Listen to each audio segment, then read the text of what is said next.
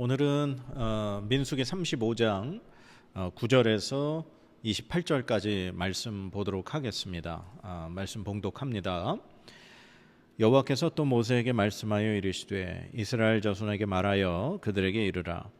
너희가 요단강을 건너 가나안 땅에 들어가거든 너희를 위하여 성읍을 도피성으로 정하여 부지 중에 살인한 자가 그리로 피하게 하라. 이는 너희가 복수할 자에게서 도피하는 성을 삼아 살인자가 회중 앞에 서서 판결을 받기까지 죽지 않게 하기 위함이니라. 너희가 줄 성읍 중에 6을 도피성이 되게 하되 세 성읍은 요단 이쪽에 두고 세 성읍은 가나안 땅에 두어 도피성이 되게 하라. 이 6성읍은 이스라엘 자손과 타국인과 이스라엘 중에 거류하는 자의 도피성이 되리니 부지 중에 살인한 모든 자가 그리로 도피할 수 있으리라. 만일 철 연장으로 사람을 쳐 죽이면 그는 살인자니 그 살인자를 반드시 죽일 것이요 만일 사람을 죽일 만한 돌을 손에 들고 사람을 쳐 죽이면 이는 살인한 자니 그 살인자는 반드시 죽일 것이요 만일 사람을 죽일 만한 나무 연장을 손에 들고 사람을 쳐 죽이면 그는 살인한 자니 그 살인자는 반드시 죽일 것이니라. 피를 보복하는 자는 그 살인한 자를 자신이 죽일 것이니 그를 만나면 죽일 것이요 만일 미워하는 까닭에 밀쳐 죽이거나 기회를 엿보아 무엇을 던져 죽이거나 악의를 가지고 손으로 쳐 죽이면 그 친자는 반드시 죽일 것이니 이는 살인하였음이라. 피를 보복하는 자는 살인자를 만나면 죽일 것이니라. 악의가 없이 우연히 사람을 밀치거나 기회를 엿봄이 없이 무엇을 던지거나 보지 못하고 사람을 죽일 만한 돌을 던져서 죽였을 때에 이는 악의도 없고 해하려 한 것도 아닌즉 회중이 친자와 피를 보복하는 자 간에 이 규례대로 판결하여 피를 보복하는 자의 손에서 살인자를 건져내어 그가 피하였던 도피성으로 돌려보낼 것이요 그는 거룩한 기름 부음을 받은 대제사장이 죽기까지 거기 거주할 것이니라. 그러나 살인자가 어느 때든지 그 피하였던 도피성 지경 밖에 나가면 피를 보복하는 자가 도피성 지경 밖에서 그 살인자를 만나 죽일지라도 피 흘린 죄가 없나니 이는 살인자가 대제사장이 죽기까지 그 도피성에 머물러야 할 것임이라. 대제사장이 죽은 후에는 그 살인자가 자기 소유의 땅으로 돌아갈 수 있느니라. 아멘. 오늘 이 말씀은 이제 민수기 마지막 말씀입니다. 도피성에 관한 말씀이에요. 이제 이스라엘 백성들이 광야 생활이 다 끝나고 이제 심지어 요단 동편에 두 지파 반에게 땅을 분배를 했죠. 이제는 모든 것이 끝나서 이제 요단강을 건너 가나안 땅 입성을 앞두고 있는 시점입니다. 그리고 이제 이 민수기를 마무리하는 이 시점에서 하나님께서 모세에게 도피성을 만들라고 말씀을 하십니다. 이제 다 제비를 뽑아서 땅을 지파별로 분배를 받고 거기에 이제 성읍들을 다 나누어 가질 텐데 하나님이 레위 지파에게는 땅을 주지 않으셨습니다. 레위 지파는 이제 제사장을 도와서 이제 하나님의 그 거룩한 곳 성막을 섬기며 제사장을 돕는 일을 하는 사람들이기 때문에 레위 지파에게는 따로 땅을 주지 않았죠. 그래서 레위 지파가 그 다른 모든 지파들과 함께 이제 흩어져 살면서 레위 지파에게는 특별히 48개의 성읍을 이렇게 정해서 줬습니다. 그런데 그 중에 6개를 도피성으로 지정을 했어요. 그러니까 요단강을 중심으로 요단강 동편의 3개, 요단강 서편의 3개, 그렇게 3군데의 도피성을 레위인들이 거주하는 성읍 중에서 만들라고 하나님 말씀하신 겁니다. 그럼 이 도피성의 용도가 뭐냐? 부지 중에 살인한 자가, 그러니까 어떠한 살인할 의도를 가지고 있지 않는데 실수로 잘못해서 누군가를 이렇게 죽이게 되는 그런 살인을 저지르게 되면 그 사람이 도피성에 도망갈 수 있도록 피할 수 있는 장소를 마련해 준 겁니다.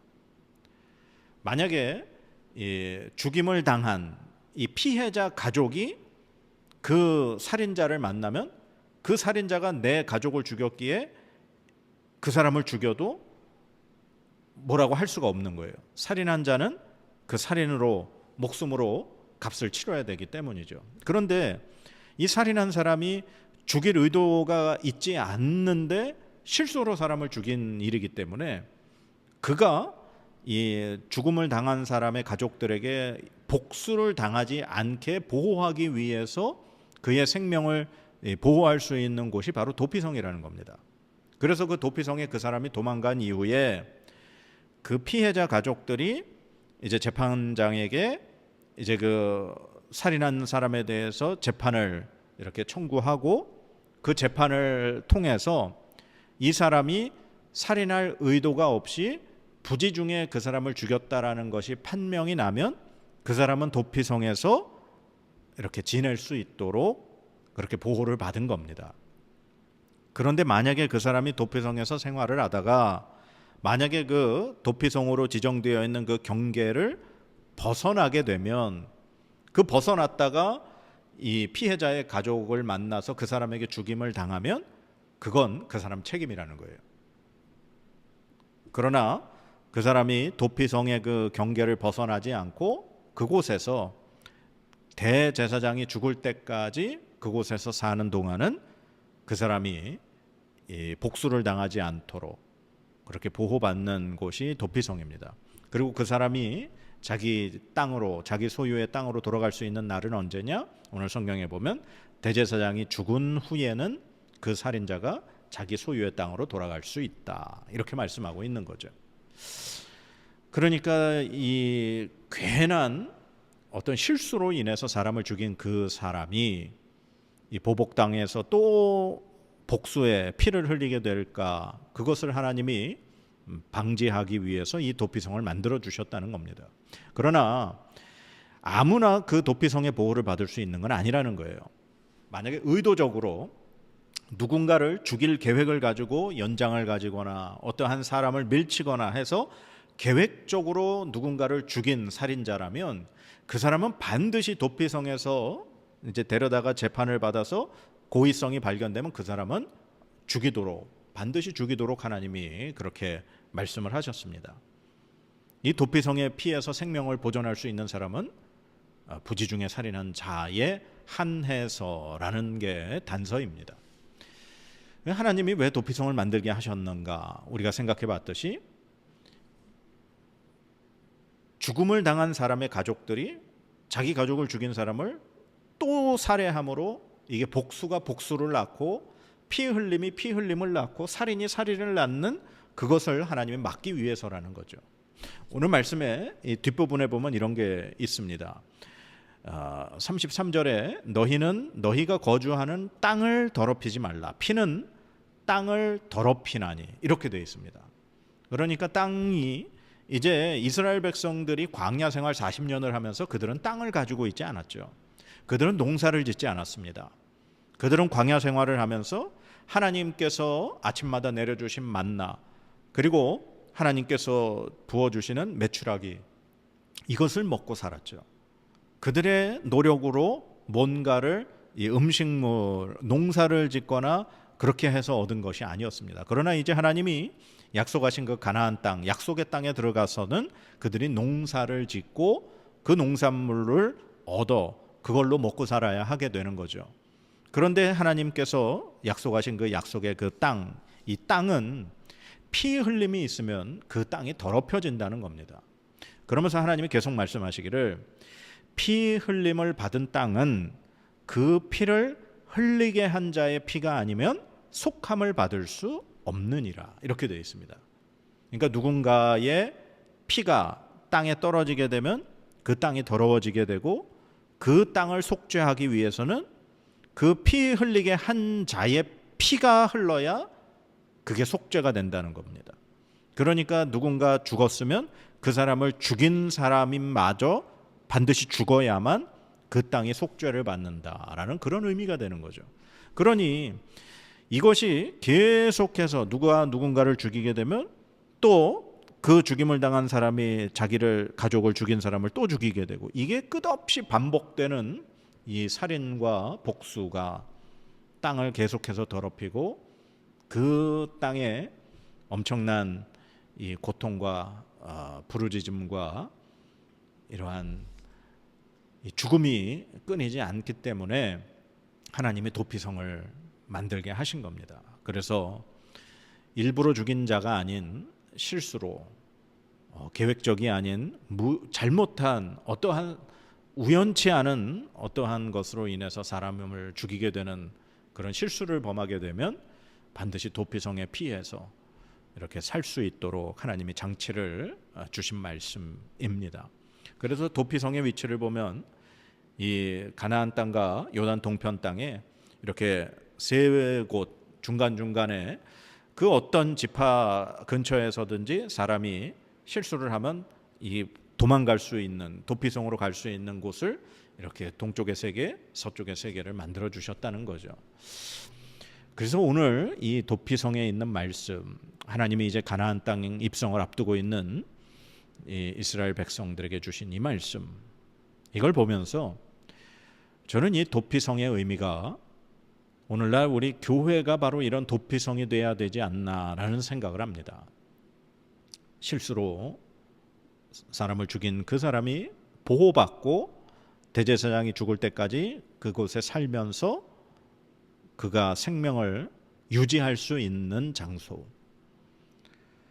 사실 교회는 하나님의 은혜로 죄인들이 구원받은 하나의 공동체죠.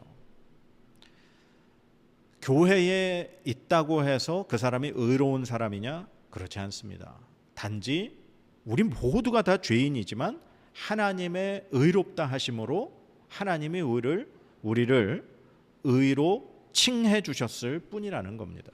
그러니 우리의 중심, 우리의 본성, 우리의 모든 것은 사실 이 죄악의 모든 것을 그대로 가지고 있는 죄인의 모습이라는 거죠. 그러나 우리가 이 도피성과 같은 하나님의 교회, 하나님의 은혜의 공동체 안에 있으면 마치 우리가 이 우리의 죄악을 하나님의 은혜로 용서받고 하나님의 자녀로 인정받고 살 수 있듯이 이 교회가 바로 하나님 안에서 생명을 얻고 생명을 유지할 수 있는 그러한 공간이 바로 오늘 우리의 교회가 되어야 되지 않나라는 생각을 합니다. 그래서 이 도피성은 그 누가 와도 보호받을 수 있고 생명을 유지할 수 있는 그러한 장소, 그것이 오늘 우리 교회가 되어야 합니다.